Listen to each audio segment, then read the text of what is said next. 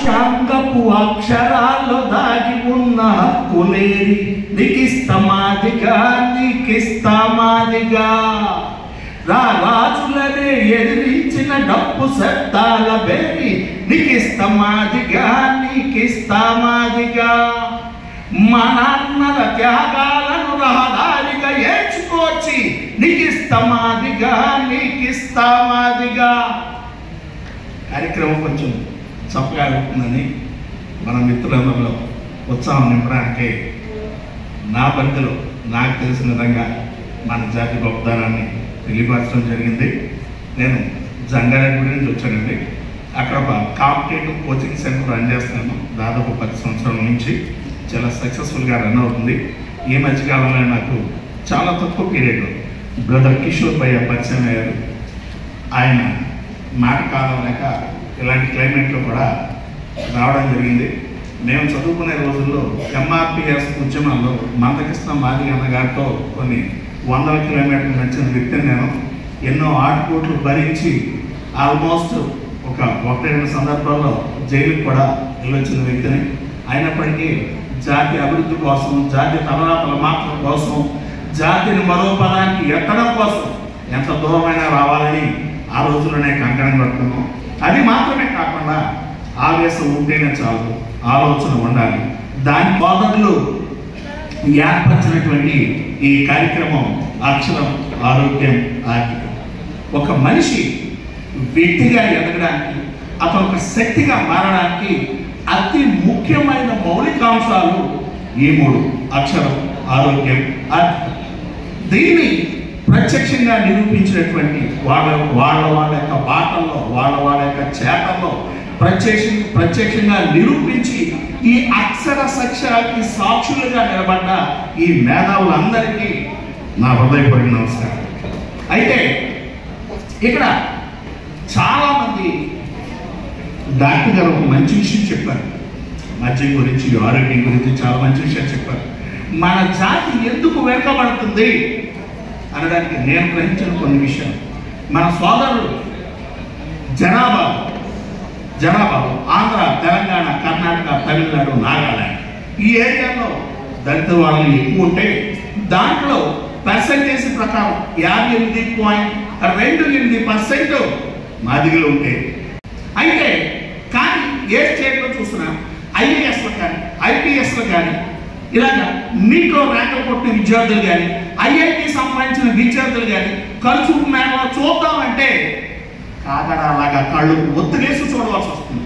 ఇలాంటి వేదిక మీద ఆల్ ఇండియాలో ఇలాంటి ర్యాంక్ సాధించిన ఇలాంటి అమ్మాయిని చూసినప్పుడు ఒక్కసారి గుండె ఆనందంతో ఉప్పొంగింది. నా జాతి సాధించిన ఘన విజయాలని మరొకసారి గుర్తు చేసి, మిత్రమా, ఆయన అమెరికా యుఎస్ఏ దేశానికి 16వ ప్రెసిడెంట్గా 1866లో ప్రమాణ స్వీకారం చేసినప్పుడు ఆయన ఒక మాట అన్నాడు. I am from the family of a cobbler. Cobbler అని చెట్లు పుట్టేవాడు. I am from the family of a cobbler, but I want to become a game changer. నేను వచ్చింది చెప్పులు పుట్టే జాతి నుంచే, కానీ నా ఆశయం ఆ జాతి తలరాతలను మార్చడానికి అని ఆయన ధృవీకరించిన ప్రణాళికలు ఎన్నో, ఆయన సిద్ధపరిచిన ఆశయాలు ఎన్నో, అవన్నీ పొందుపరుచుకుని ఎంతో మంది సుదూర తీరాలకు చేరారు. అయితే ఇంకొక విషయం ఏంటంటే, నా మాట ఇది కొంతమందికి రుచించదు. చాలామంది ఇలాంటి విద్యార్థులు కొంతమంది ఏమనుకున్నారంటే, వేదిక మీద కూర్చున్నవాడు ఏదేదో మాట్లాడుతూ ఉంటాడు, ఇవన్నీ నిత్య సత్యంలో జరిగే పనులేనా అంటాం. మేము అక్కడి నుంచి వచ్చిన వాళ్ళం కదండి, అక్కడి నుంచి వచ్చిన వాళ్ళం కదా, అదే విద్యార్థులాగా చదువుకున్నాం, అదే శ్రోతలాగా ఉన్నాము. ఇవాళ ఈ అర్హతను సంపాదించుకున్నామంటే, మాస్టర్ చెప్పారు ఇందాక, ఆయన ఒక స్కూల్ ఎలా రన్ చేస్తారు, ఆయన విద్యాభ్యాసం అని చెప్తే ఇదేంటి నా గురించి చెప్తున్నాడు అనిపించింది నాకు నిజంగా. అంటే ఆయన ఎందుకైతే వెళ్ళలేదు, కానీ ఆయన అడుగు జాడలో ఒక 20 కిలోమీటర్లు అయితే నడిచి ఉంటాను సార్. ఇలాంటి ఇన్స్పిరేటివ్ మోటివేషన్స్ ఎన్నెన్నో ఇటీవల కాలంలోనే ఏలూరు జిల్లాకి కలెక్టర్గా వచ్చినటువంటి వేటిమాలి, ఎక్కడో కేరళ తీరంలో ఉన్నటువంటి మన సోదరి, అలాగే నర్సాపురం జిల్లా కలెక్టర్గా వచ్చినటువంటి చంద్రబాబు నాయుడు మన సోదరి.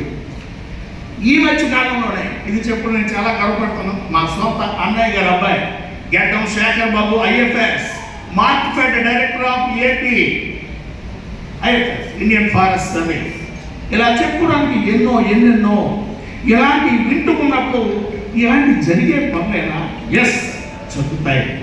ఎప్పుడు అక్షరం నీ ఆయుధం కావాలి, అక్షరం నీ ఆయుధం కావాలి, ఆరోగ్యం నీ ఆస్తి కావాలి, ఆర్థికం నీ లక్ష్యం కావాలి. అప్పుడు నీ తలరాతలు మారుతాయి. ఆటోమేటిక్గా మరో జాతికి అవి నాంది పలుకుతాయి. దానికి జీవితంలో పెద్ద పెద్ద విజయాలు సాధించాలంటే చిన్న చిన్న త్యాగాలు చేయాలి.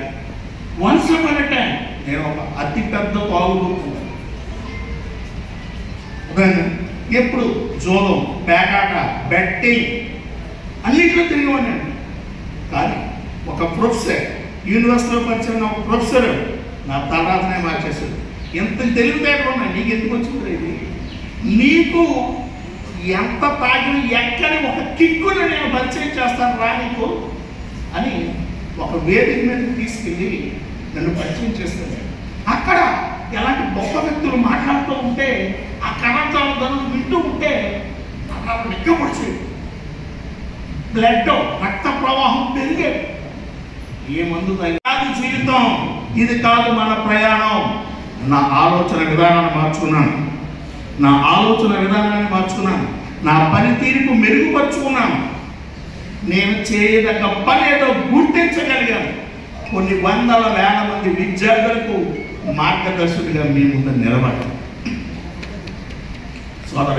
సోదరి మండలి, మీరు చిన్నారు, మంచి భవిష్యత్తు మీ ముందుంది.